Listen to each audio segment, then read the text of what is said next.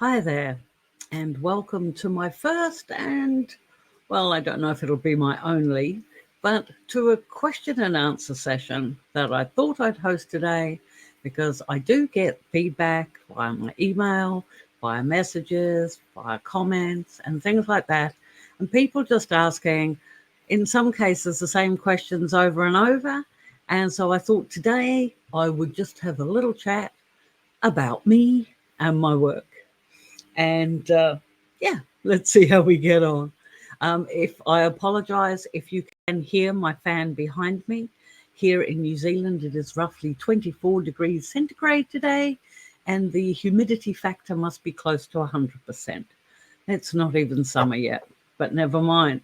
We're just going to have to put up with it. So, question number one is, have you really written 100 books? And yes, I have. If you want to see it for yourself, hop on over to Amazon, or if you put in Lisa Oliver author into Google, that distinction is important because there's a couple of other important Lisa Olivers who are not in the publishing field. But if you put Lisa Oliver author into Google, as it's in on my page there, you'll be able to see what it is that I have done over the last 10 years. I have been quite busy.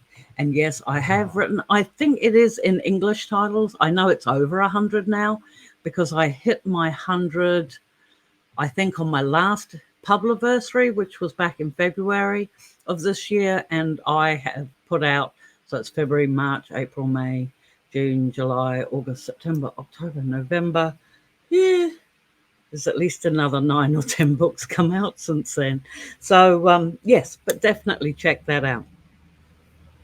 So, because I've written 100 books, so another question that I get quite often is, well, what does your daily routine look like? One of the reasons that I do these videos, for example, is to try and showcase to you that it is possible through a bit of hard work and using your creativity to be able to make money as a full-time author by actually writing your stories yourself. So what does that look like for me? Well, as I say, I've mentioned many times on my videos that I live alone. My children are now all grown. I actually moved here into this house so that I could be handy to them. I have one son just up the road this way. I have another son about 20 minutes away further north, and my daughter lives down just about another 20 minutes south of me. So we're all within driving distance of each other, which is really cool. But yes, I live alone. So I'd really love to say that I was one of those people, that slept in until noon, sort of wafted around in a caftan or something, until about 3 o'clock, where she partakes of a few cocktails and then scribbles out a few words. And no, actually, if you want to be a full-time author, the workload's a little bit harder than that. But I'm usually up between about 6:30 and 7:30 in the morning. I'm a real fan of the breakfast show here in New Zealand. So Monday to Fridays, I watch that. Or I might read for an hour or two while I'm having my first cuppa of the day. And then I'm on my computer and I go through all my emails. I go through all my messages. I check all my sales pages. I check all my accounts. Just like checking everything, make sure I'm all there and everything's doing what it's supposed to be doing. And then I might go on to YouTube while I'm having breakfast. I'll watch YouTube. I've got a couple of favorite people that I like to watch in the morning, people like Shane Craig and people like that who do tech videos and things, just trying to keep my brain working and active. So I'll do that.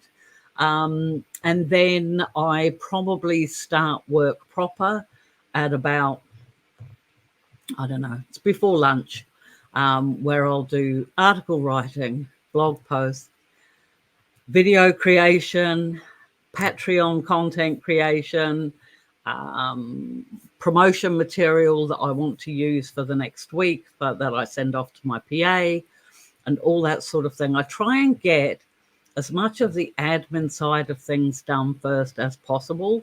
So that means, making sure, when you're a full-time author, it isn't just all writing. You realistically have to spend about the same time writing as you do promotion and the admin side of things. For example, I get my works translated, which means interactions with translators, with my narrator. If I've got a new release coming out, then I'm waiting on stuff to come back from my editor and things like that. So I try and do all the admin side of things done first before, if I can get it done by lunch, I'll count that as a win. But sometimes I might not have lunch till about 2:30 in the afternoon because I've had a busy morning. But that's okay. So then I'll do lunch. And, it's a little secret thing about me. When I'm having lunch, I watch 2 slot channel videos on YouTube. There are 2 channels of people who just play slot machines. I know it's ridiculous, isn't it? But I didn't even know that was a thing. And as much as I would dearly love to be, living the high life in Vegas as a full-time gambler, I'd be wickedly bad at that. So I watch other people play, and it's really mind-numbing, if you know what I mean. It's like watching something totally senseless and useless, but I find it really relaxing. And so, I'll watch that and I'll have lunch. And then in the afternoon is when I'll start to think about writing. Now, traditionally, up until about 3 weeks ago, I used to just pull up one of my documents. I'm usually working on at least 2 stories at a time. I have found over the last year or so that works out better for me, because if I have a mental block or a writer's block with one particular story, I will just go and work on the other one, and then somehow or other that block or whatever else releases itself, and I can go back and work on the first one, which is just a little tip there if you're writing. But since I've been, as you know, using my handy dandy little transcriber, or rather, this is not a transcriber, this is a voice recorder. And I have been sticking with it. Now, I have been saying for years, I really should learn to dictate, because it does make things faster. It is so ridiculous. But anyway, so just recently in the last 3 weeks, I have actually been sticking with this. And I'll go and wander around my house, or I'll go and stand outside or whatever else. And I will record about 10 minutes, like a scene as I see it in my head. And I will record it, and then I shall plug it into my computer. Word transcribes it for me, because at the moment of the time of recording, that is currently free. And then I'll just edit it. And then I'll go and pull up my next one, my next story, and do the same thing.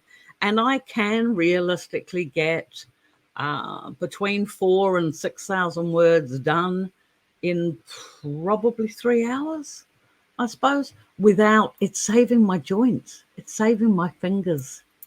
Because my arthritis, even in this warm weather, the arthritis in my fingers is getting really bad. So that's how. So I'll get my content done by, I aim for between about, 7, 8 in the evening.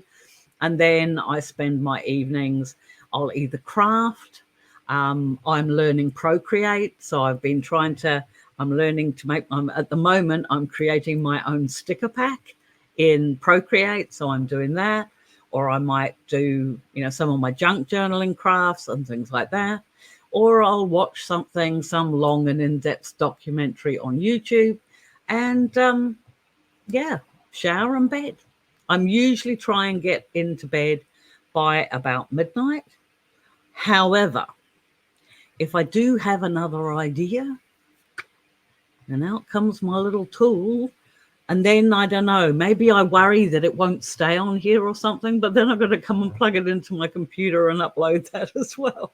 So, there are times when I have been working until 1 or 2 o'clock in the morning, but I try not to do that too often, because I'm getting older, and having a regular routine every day does help. And I do this pretty much 7 days a week. There are days when I wake up, and I will talk about that a little bit later on, where my mental health doesn't allow me to do things, where I quite honestly, I struggle just to get out of bed and get dressed on a day. On those days, I curl up in that chair you can see behind me, and I will read. I have got so many thousands of books on my Kindle, and I can sit and read all day long. But you're more interested in my productive days, so that's what I do for those. Now, and funnily enough, the next question was, how are you getting on with the transcribe function? And I have had, because I have done a couple of videos about that. I did a video explaining how it was done, and then I did a follow-up video, I think it was a week later, saying about how I was getting on with it. There are flaws, okay? It's not perfect, but the flaws are probably more in me than they are with the system. The system as itself works brilliantly. But you may have noticed I have an accent. And apparently when I'm tired, I tend to not slur words, but I don't enunciate clearly. And I find that when it transcribes, it'll run words in together. Like want to is really bad for me. Apparently I say wanna, and that comes up in the transcription when I meant want to. Going to is another one that comes up as gonna, which is not my intention. I didn't mean that. Another thing is I have learnt that because Word automatically tries to work out where you want your punctuation. If I'm saying something slowly because I'm thinking about the scene, and I'll say a word, well, when that transcribes, it'd be word, full stop, word, full stop, word, full stop, when I actually intended that all those words be in the same sentence. So that's another tip for you that I would have, that you sort of seriously need to.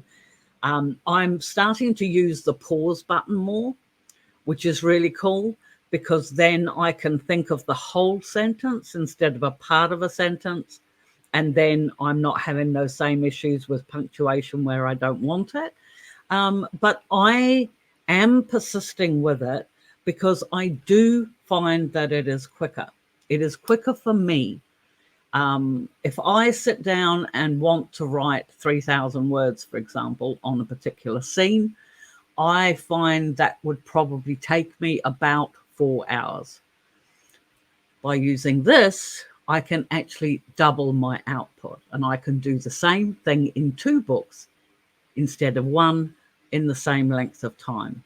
And as a prolific writer, as I am, a prolific writer who is thinking that at some point she's going to have a holiday and yet still be able to have monthly new releases, well, we'll see how that goes. And somebody else did ask me, like, is it quicker? Well, yes, I've explained that it is. But they've also asked if I have done anything else. Have I tried any other system? And I think I mentioned that I tried to get into my Dragon Anywhere account that I had been paying for 2 years and apparently don't have an account. And, you know, I'm still getting emails from Nuance sort of saying we're having trouble, you know, processing your payment. Yeah, well, I'm having trouble getting into my account and I'm not paying for something I won't use. But I didn't find, and I mean, see, I'm not really being fair there, because I tried Dragon Anywhere a couple of years ago and I found it just didn't understand my accent at all. But I have understood from reading reviewers and things like that, that they reckon that that works quite well.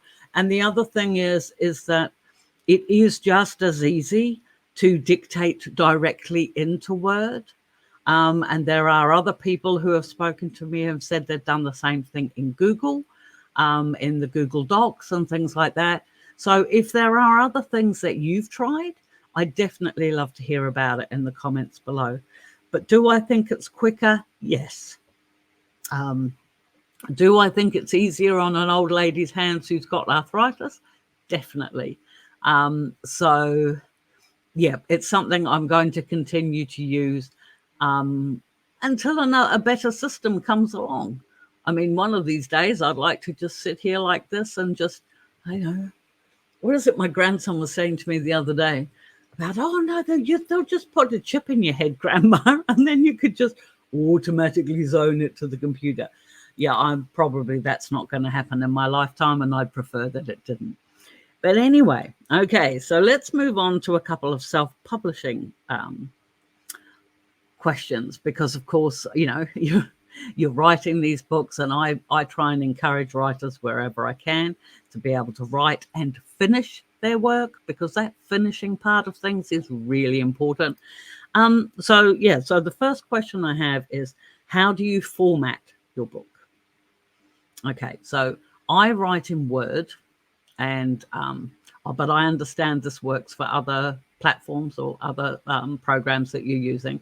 I have always used Word, and I use standard margins, which is, I think it's 1 inch on each side. And I use Verdana 14 as my text, my font, because I wear glasses. It's easier to see. And so I write all my books in Verdana 14. And then when I've done that, I go through, once the book is finished and it's edited, I go in and I, change all the chapter headings to headings in Word that you can do, so that I can then create a table of contents. I add a copyright notice at the front and the table of contents, a dedication, and then there's the start of the book. And then at the back of the book, I do an about the author and a list of all the previous books that I've written, broken down into series sections so people can see what it is I've been writing. Then I save that file as a docx file, and I upload that to Amazon, and it comes out perfectly fine as an EPUB copy. For my paperbacks, I am still old school. So I know there are different programs and things that you can use. I was going to say Atticus, or is it Vellum or something like that. Now, don't quote me, because I don't use them, but I know my daughter, Holly, she's been saying to me, oh, Mum, you should give this a try. And JP Sale, the wonderful JP Sale that I write with, she has our paperbacks formatted by somebody else, because they put in all the fancy graphics, around the chapter headings and a beautiful inside front page and things like that. I don't think one of my books is handy. No, it's not. But all I do to that original docx file that I uploaded to Amazon as my ebook is I changed the page size to 6 inches by 9 inches. I change the margins to be mirror margins, and I do the inner margin at 1.35, and the outer margins all stay the same at 1 inch. And then I change the table of contents to include the page numbers, and I insert page numbers to the bottom of the pages. That's my paperback. That's what I do. And then I upload that file to Amazon. And when it comes to covers for my ebook, I create a JPEG file, just a standard JPEG file. I think I do mine 9 inches wide by 12 inches high is roughly what I need to use for Amazon. And then when I come to do the paperback, I use their create a paperback option, which they've got when you come to upload. And I use the first design where you just upload your cover. So that goes on the front. Then you add your blurb and everything on the back. And I add my logo, and they automatically put the name down the side, down the spine. and I just use that. So that's how I format my books. But yes, I do them myself. I do them as I say, I'm old school. Back in the day when I put my first books out, I couldn't afford to do anything else. You know, I put my first books up. My first 3 books went up with absolutely no cost whatsoever. Excuse me a moment. And some old habits die hard. I like to think people buy my books for the stories in them, not for the fancy formatting. Although I will confess that the books JP Sale has gets formatted for us do look really pretty. But yeah, they're also expensive to format. So if you just want to get away with just putting your books up, particularly if you're new, you can. You don't need fancy formatting. You can just put it up if you're using the standard default layout in Word. And apparently Pages is pretty much the same for Apple, although I don't know because I haven't used it. So if anybody wants to comment on that below, please do. Now, so which kind of leads on to, well, sort of partially answered, like how much do I pay? How much does it cost me to put out my books? When I first started putting out my books, it didn't cost me anything at all. You can upload a book to Amazon for free. And my first books were not edited. I used royalty-free pictures for my covers, which I made myself. And yeah, there was no formatting. There was nothing else. So you can do it for free if you've got the skills. I actually, at the time I was married when I put my first 2 books out, and he did my covers. And I've got a 10-year anniversary coming back, and I haven't been married for most of that time. And I know my daughter was saying to me the other day about me getting the covers redone, just to doing like an anniversary edition. But then I'd also probably have to get the books edited. And have you seen the video where I talk about how much I don't like editing? We'll see. I was thinking I might just get some character art done instead. So, okay. But so now when I put my books out, there is a few costs, but these are costs I have chosen. You can do it for free. You can get a friend to do your edits for you.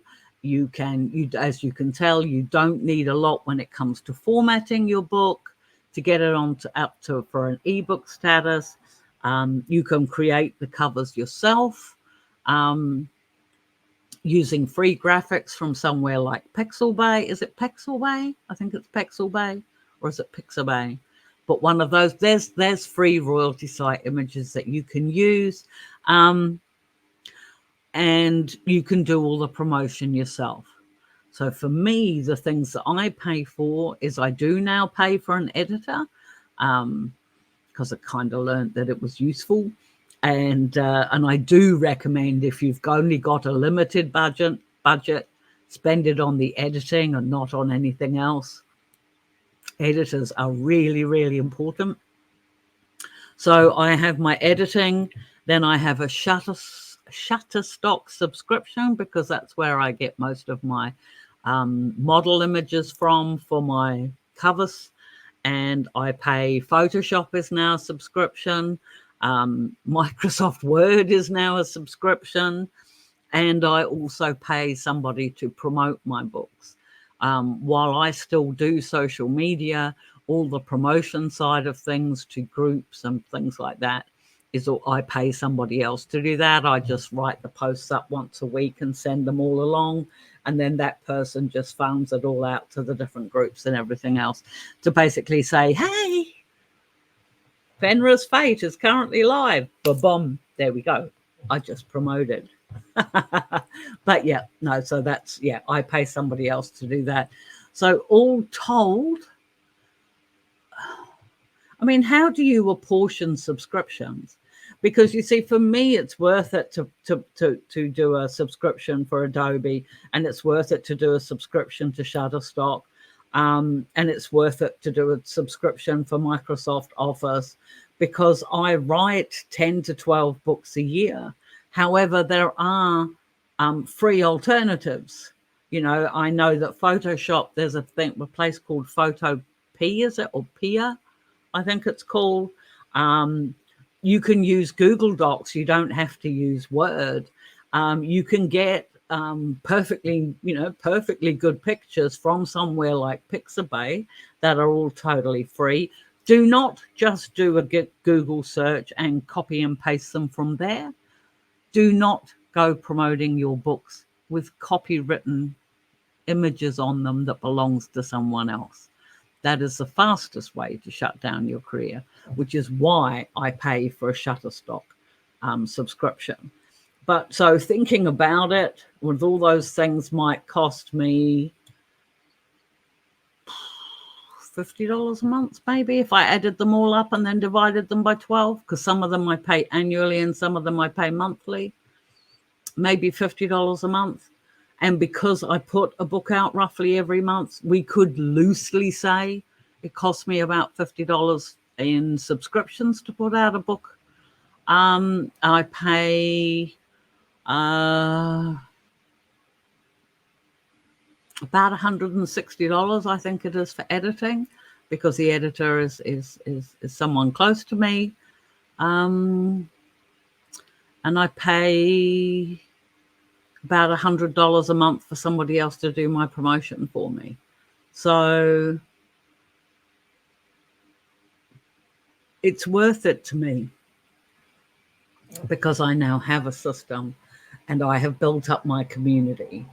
But what I will say is that if you don't have the money, that should not be a barrier to being an author. What it simply means is you just put in more time. And as I've gotten older, I've gotten more, what would you call it, jealous of my time. I prefer to do other things sometimes. So I am happier to pay to get some people to do those things that probably even like up until like 3-4 years ago, I was doing for myself. So that should just give you an idea there. But then, of course, you always get this question when they say, well, how much does it cost? And then the next question is, well, how much can you make? And nobody, and I mean nobody, is qualified to answer that, because I know how much I make. I know how many years I've put into this. A lot of my sales comes from backlist titles, which I recommend for all authors to do. But quite honestly, you could earn nothing at all. If you're not promoting and people don't know your book's there, like if you've put your book up on Amazon, people are not going to fall over it. You have to tell people where it is. And I think, I don't know, but it used to be that if you got something like 50 odd reviews, then Amazon would start promoting your book for you. I don't know. But what you want to assume when you put your book up on Amazon is that nobody's going to find it. And then make that your mission to promote your link to as many different social media groups and things like that as you possibly can. I just thought, because I didn't consider advertising. I stopped doing Facebook advertising quite some time ago when I got quite a bit of blowback from it, negative blowback from it, because people were sort of leaving comments on like, why is this showing up in my feed? And what had happened was that I had asked Facebook to target, according to readers' likes. And yeah, it upset a lot of people. So clearly that's not a fail-safe system.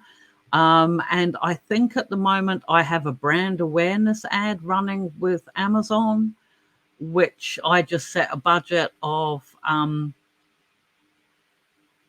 works out at about $3 a day, I think, about $100. Yeah, about $100 a month. But I did it cost per click, which means I only pay if somebody clicks on something of mine or actually clicks on the ad. And then that takes them to my author page. And then they've got all those books there to see. But yeah, that's one other cost. But again, you don't need it. You can go on social media. You can check back on a lot of my other videos and you can sort of, work things out to build a community.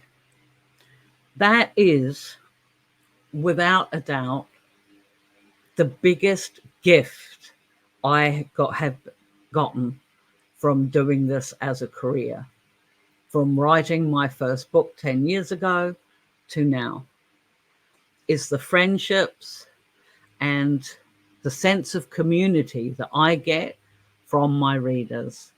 I have my own group on Facebook, which is just for my readers.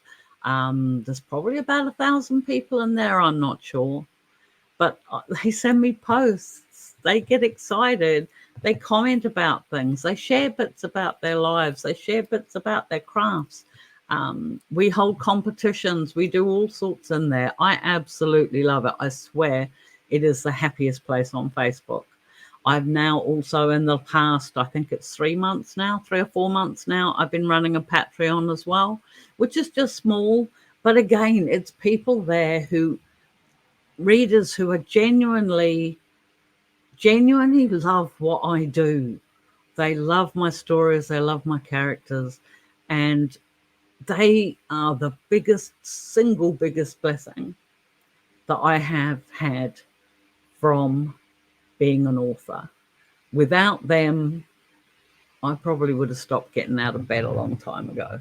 But they truly do make my life really happy. They bring color into my life. I could be having a bad day and then I'll get this ding, on your phone or something else like that. And I'll see somebody's left me a message and they've seen something online and they thought I'd like to see it. And it makes me laugh and smile. Or, one of my Patreons will say, oh my God, I just got your package today and it's just made me so happy. And then that makes me happy too. And then I get emails from readers as well who'll say, oh, I remember this character. It reminds me of my own partner. Or I've been going through some difficult time and your books helped me escape reality for 5 minutes. Don't ever underestimate how absolutely amazing as a person you can make another person feel, how you can make an author feel. Because there have been days when I haven't felt like doing anything, and I'll move on to that in a minute. But then I've gotten a message like that and my heart is touched all over again. And I remember why I do this, why I write the stories that I do, and why I keep moving on, because I have such a wonderful group of, it's only small. I'm not a big name author by any stretch of the imagination, but the readers that I have, every single one of them is a valued friend to me. And yeah, I don't say it often enough how much I appreciate their presence in my life. They do make an old lady very happy.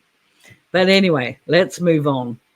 Okay, so I'm just going to answer a couple of questions that was just about me personally. And firstly, the one that I get quite often, only people being concerned, is like, no, where is it? What's that lump on my head? I don't know. My doctor doesn't know, but it has been scanned and apparently it's just a fluid thing. It doesn't hurt. I just woke up one day months ago and it just turned up, and I'm quite self-conscious about it. But then I just sort of figure, you know what? It doesn't change the way I write.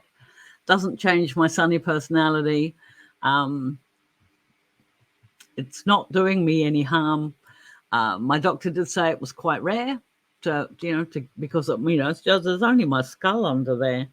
I just think it's my brains. You see, I'm just so darn brainy, they're leaking out somewhere. But anyway, doesn't hurt. It's not life-threatening.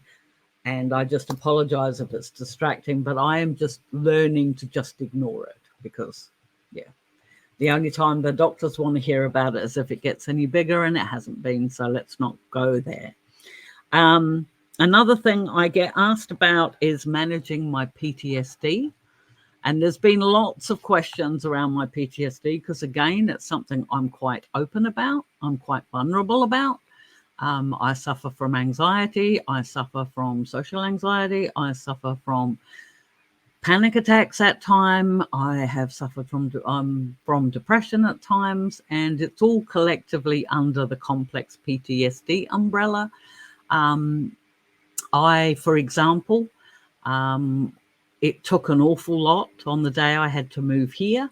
I had to drive from my house, which was probably about an hour and a half, 2 hours drive from here to this house to move, so I had a reason for coming here. And that was extremely stressful because at the moment, I struggle to drive like I can drive out, go up to the shops up the road, and I can go around the block. But if I was, for example, to go and drive to my son who lives about half an hour up that way, I can't do it. And it's the same with my daughter that lives down this way. I can't do it. It's just, I start to get really panicky about being that far away from home. I do want to go and visit my friend JP Sale, and she lives over in the Isle of Man. And I'm in New Zealand, which is an awfully long trip. And it is on my bucket list, but I don't know whether or not realistically I'll ever get there.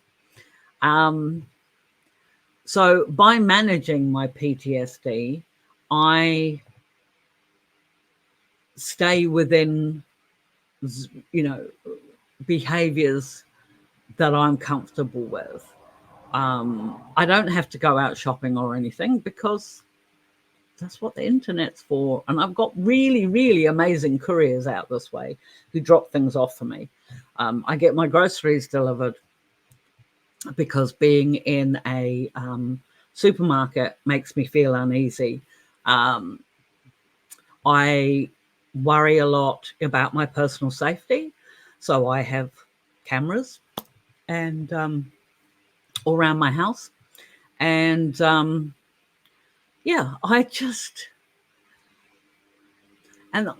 mentioned there are days when I just can't. And on those days when I just can't, like sometimes I can give myself a push. And sometimes I can't. And on those days that I can't, I make sure that I get out of bed and I put clothes on. Then I count that day as a win and I go and curl up in my chair. I'll make sure I've got a cup of tea and I will read. And I have been known to read all day. And then I will go to bed and I'll tell myself that tomorrow will be better. And it usually is. And this way I have been able to not take any medication. I spent years in the situation that caused my complex PTSD being medicated, and I refuse. I just won't do that again. So I manage. If I get too anxious, I have friends that I can call, or my daughter, or my sons. But normally I do keep myself busy, and that really helps. And quite honestly, I have everything that I need in this house. I have my craft room. I have my writing station. I have everything I need. I really don't have to go far. And I'm quite happy about that. So moving on. Obviously what I do doesn't work. I don't advocate it for anybody else. This is through trial and error. And I have worked out different systems for how this works for me. And I just, obviously, if you have similar concerns, then I'm more than happy to talk to you. But I always recommend that people seek professional advice when it comes to mental health, because it all impacts us all so differently. And look at this. I have managed to be able to create my own life for myself, one where I support myself. I don't have to rely on anybody. or anything else at all. And that's what I want for you. That's why I started this YouTube channel. But anyway, what else have we got? We're almost at the end, guys. What happened to your fingernails? I got asked this the other day, and I thought, oh, somebody must have been watching my older videos, because yes, I used to wear acrylic nails all the time. And honestly, though, it's been about 2 years since I have. Yeah, it will be just prior to Christmas 2 years ago. I used to do my own. Yeah, I used to use acrylic and gel nails. I used to do them myself. And I used to find they were really good because they actually took the pressure off the tips of my fingers when it came to writing. And I used to be able to type in them really easily. And I wore false nails for like 20 years. I've always loved them. I've always been vain about it. You know, I could dress all in black, but I'd have bright colored nails and things like that. And yeah, no, it turns out I'm now allergic to gel. There is apparently there is a chemical in acrylic nails and gel polishes and things like that, which has a cumulative effect.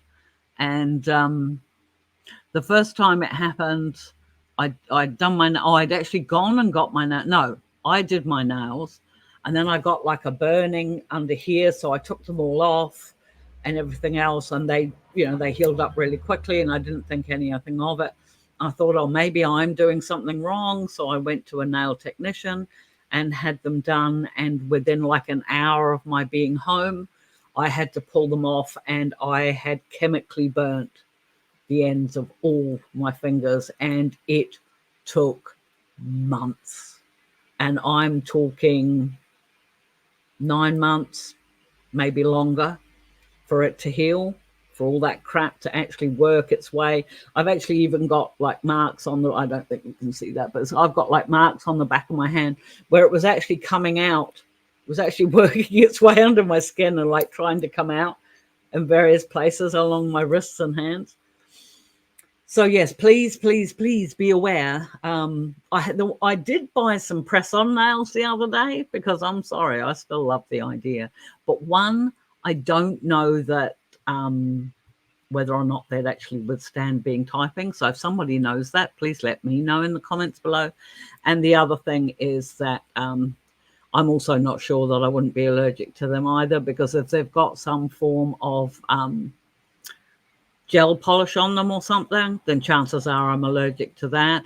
I also noticed, because I was doing UV resin, I tried to do some things with that not that long ago, and it turns out I'm also allergic to that, although we're not sure whether or not it was the UV resin or the UV light. And of course you use UV light for silicone nails, gel nails. So don't know, but it was really nasty, really painful.